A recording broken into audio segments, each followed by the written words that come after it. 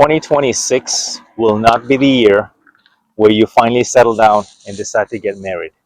As a matter of fact, I think that marriage has been on the decline, but it's also a very fleeting ideology. I think it looks great in the movies. I think the story that you can tell is something you can control the narrative when it comes to movie making and movie magic. But in reality, I even see married folks struggling to keep it together. And I've always been of the belief and of the notion, instinctively, and intuition. My intuition says that I think it's almost impossible to be one thing for one person and all things for one person and end all be all. As a matter of fact, I've seen polyamory trending. It's on the rise, and it's not a surprise that we are here today on the internet, on dating apps, that we see couples looking for a third or to spice things up. It's very, very common. It's more common than it's actually spoken about or advertised on social media, but it's actually the thing to do. And so, my question is to you, and as I have this discussion, is what kind of a man are you? Like, are you into that stuff? Could you see your wife, your girl, your significant other, like a female, right? Your man to woman, talking about straight relationships here. Can you see her getting piped down by another dude, right? Because that would make you a cuck. And if that's your thing, that is your thing, brother. Like, no judgment. But I know there's a lot of men out there that actually don't have a choice but to put up with that. But it's advertised on social media as if they're happily just doing it and going along. A lot of times, it's the woman that wants to open up these relationships and open relationships, right? Because they are bored. It's easy to get bored today. Like, it's easy to get bored when you're competing for attention and your dopamine spikes and having Instagram and all those digital pixels in front of your eyeballs, right? The dopamine hits that keep spiking, that good hormones, temporary pleasure, as I say. But it's impossible to keep up with those standards and keep things exciting. As a matter of fact, I think that relationships can be perfectly fine if it's boring. And you can stick with me this one here, because we guys know, us men know, that constantly doing the monkey dance and entertaining her 24/7, 8 hours a day, every day for the rest of your life is just not possible. Even a very high value man with all the money in the world, they say you cannot buy happiness. You may be able to temporarily block off a window of time, let's just say her prime years. You can probably lock that for a good 5 to 7 years, maybe. But even then, it gets boring, and money cannot buy that happiness, right? And you have to kind of find that pure joy, the pure happiness from within. And it's going to come down to her and you having this conversation, sitting her down and say, look, right now we are in the courtship phases, and we're dating, right? We're keeping things exciting. It's costing me a lot of money. You're having great sex, right? But all of this can quickly dry up. It's like when the bank account dries up, so does the bedroom action, right? So you guys have to find a medium, like, which is why I'm even saying this today. Like, I really don't think that relationships are based on love. Love does not pay your bills. It's almost like you compromise. Where can you meet her with a hypergamy? Because it's female nature. Hypergamy is female nature, and so how can you meet her halfway, or at least fulfill most of those desires? But at the same time, where can she meet you with your masculinity and what a man needs, right? From that perspective. And so most of us are driven visually, and we know kind of what's up, right? The number one driver is obviously sex is top of mind, top priority for us guys. And for them, it's leadership, and also mental stimulation, right? But also money, right? So money makes the world go around, not necessarily love. Your love for money, that's a completely different thing here altogether, right? So your love for money, but of course, first and foremost, I think it has to do with your love for your health. That's a big one. Your love for your physical, mental, spiritual health. That comes first and foremost. Because if you are constantly on that hamster wheel, day in, day out, making her happy, putting her first, ensuring that all her emotions are checked off and that she's always on a roller coaster high, you're keeping that high, right? You're maintaining that lifestyle for her. You're gonna fall apart. You're not gonna be able to keep that on. You're not gonna be able to sustain that. 1 year ago, I was in a different place, meaning that I was preparing for New Year's Eve, the countdown, and celebrated this very lavishly at the Bellagio Spagos with my ex-girlfriend then. And that whole experience cost me upwards of about $1,300-1,400. This includes alcohol, the Uber rides, and of course the whole dining experience, right? Tipping and all of that. It got up there. I would even say 1,500 when all was said and done, is because we had a pre-dinner at this Mexican restaurant near my place that was unplanned. So this year is a completely different 360 where I'm doing none of that. Not only am I saving money, but also it's the peace of mind that I'm experiencing. It's the peace of mind. And I've actually gone out during this window here, the last few weeks, holiday season, and I've seen couples uncomfortably sitting at their dinner tables, and you can just kind of see that they all have this glossy look. Like, I don't think I saw any one couple in particular that were over the moon, like genuinely content, genuinely happy. Like, I didn't catch the vibe, and it just struck me that how many of these folks are actually pretending to be happy. How many of these couples are pretending to be happy and just getting by for the holidays, right? Putting up a front.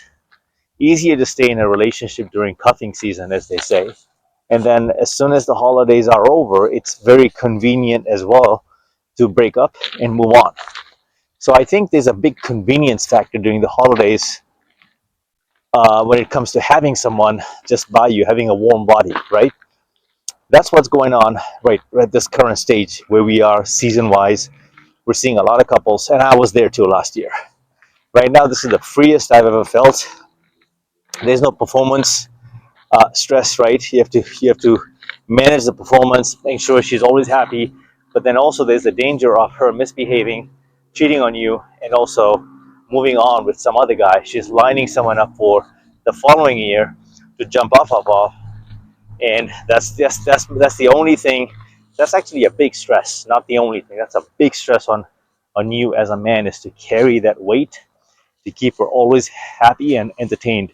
You know, I had a discussion with her many times about, look, it's okay that 8 out of 10 times, well, 7 days in a week, we go out once every weekend. And I even think that's even a stretch, right? At some point, like after 6, 7, 8 months of dating, right, we should be content and know that, hey, if I didn't have him or her, right, I would be on my own and life would just be very normal.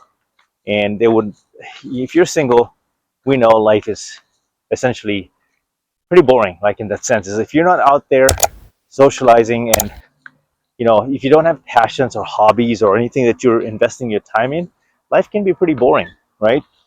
And so relationships are the same way. At some point, things taper off. Everything tapers off, and it's never the status quo. And I think having this discussion early on that, hey, we're gonna put in all this effort, right? And we don't necessarily even have to say where this is gonna go, but you have to be very realistic in painting a time frame and a picture that I'm not gonna be able to keep this up every weekend, and you should be okay with us cooking at home, having meals at home, and just chilling at home, watching some TV shows, going hiking, doing activities together, not wasting your money away, because what she's going to want to do is have you keep on entertaining her until you draw the line. And I noticed that with my relationship, in the last couple of relationships, these chicks, they couldn't sit still. They couldn't stay home.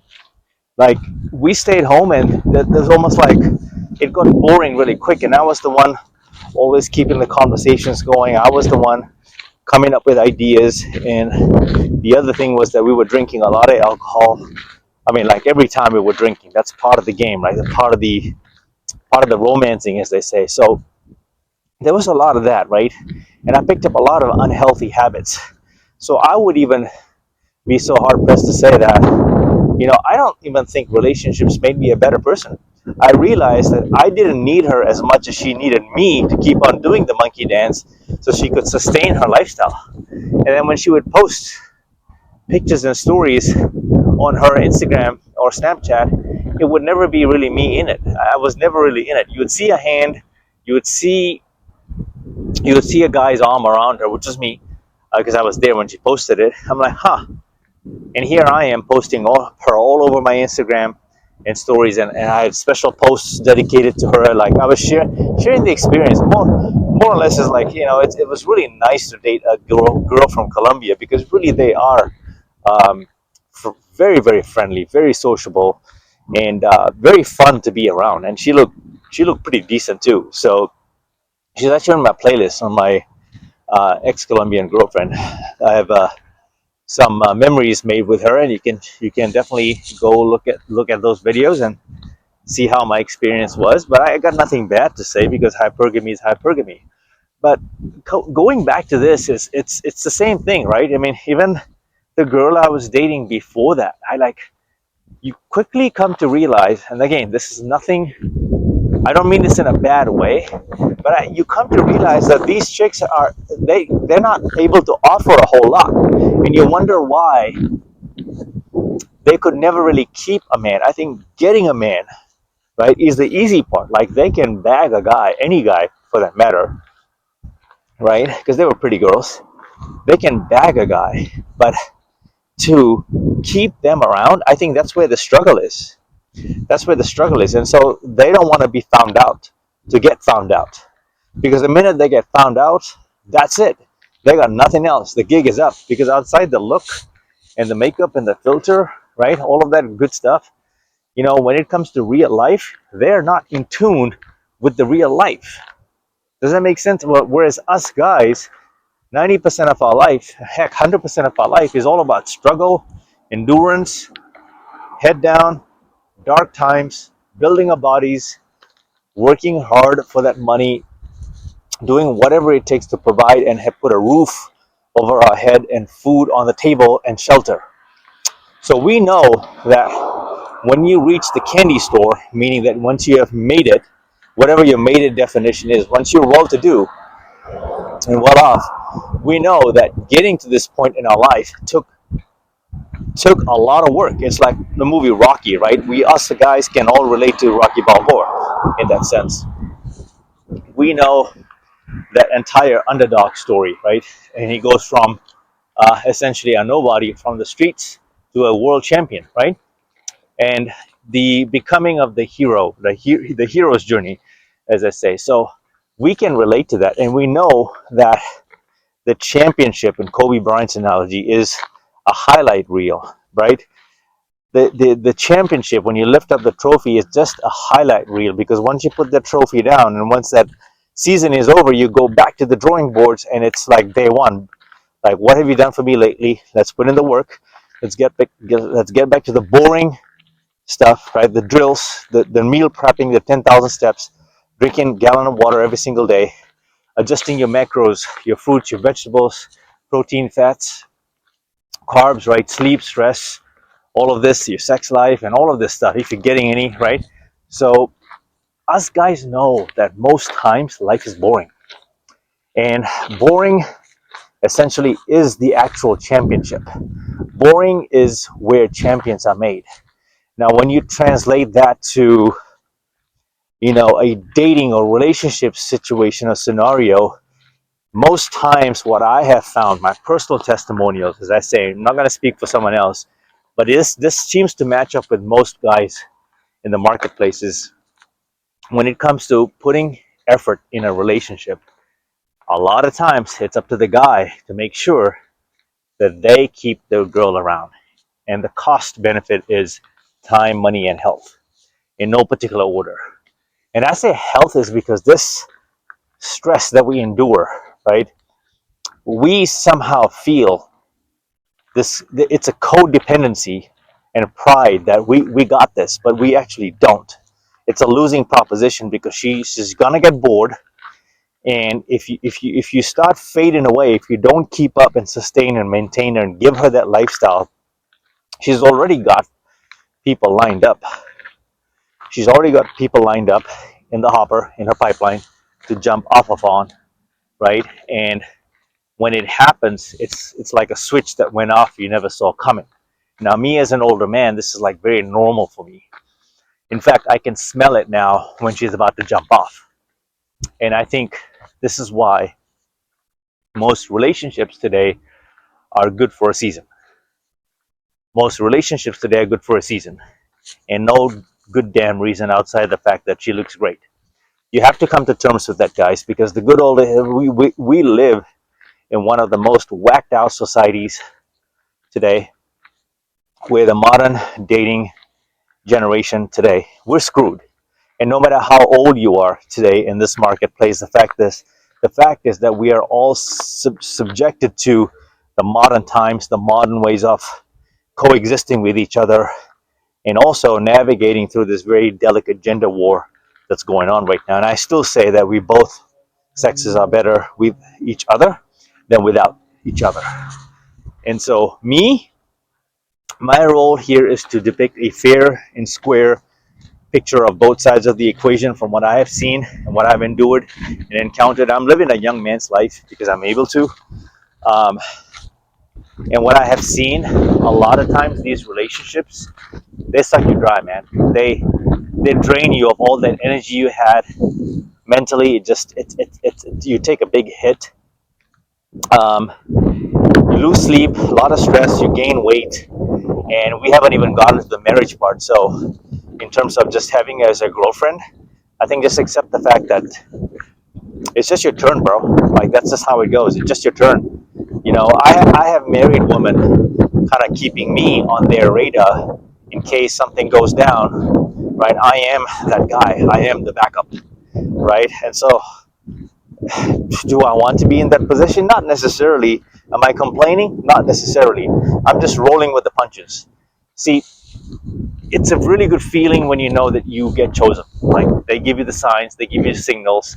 I do pretty well when I go in person and talk to and make my approaches. And as much as people say that it's a tough dating market and climate, yes, it is.